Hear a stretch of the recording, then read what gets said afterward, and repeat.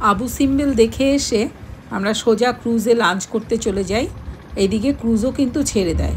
ছেড়ে দিয়ে বিকালবেলা এসে আমরা পৌঁছই কমম্বো টেম্পল দেখার জন্য। ওই যে দূরে দেখা যাচ্ছে টেম্পলটা, ওটাই আমরা দেখব।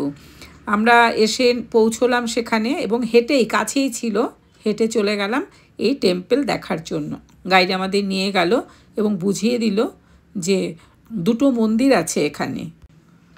কমম্বো মানে হচ্ছে স্বর্ণের স্তূপ বা সোনার পাহাড়। দুটো মন্দির দুজন দেবতাকে উৎসর্গ করা হয়েছিল। এটা মিশরের একমাত্র মন্দির যাকে দুটো প্রধান দেবতার জন্য একেবারে সমান ভাগে ভাগ করা হয়েছিল। প্রথম ভাগটা, মন্দিরের দক্ষিণ অংশটা ছিল কুমির দেবতা সোবেক এবং তার স্ত্রী হাথর ও পুত্র খুনসুরের উদ্দেশ্যে উৎসর্গ করা।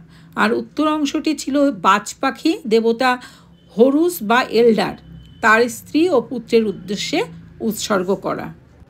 এই মন্দিরটির কিন্তু প্রবেশপথও ছিল দুটো।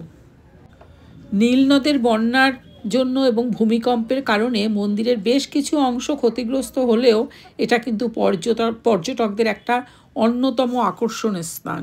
এরপরে আমরা আবার পায়ে হেঁটেই পৌঁছে যাই ক্রুজে। আজ কিন্তু সারা রাত ধরেই ক্রুজ চলবে। আগামীকাল আবার আপনাদের সঙ্গে আমার দেখা হবে।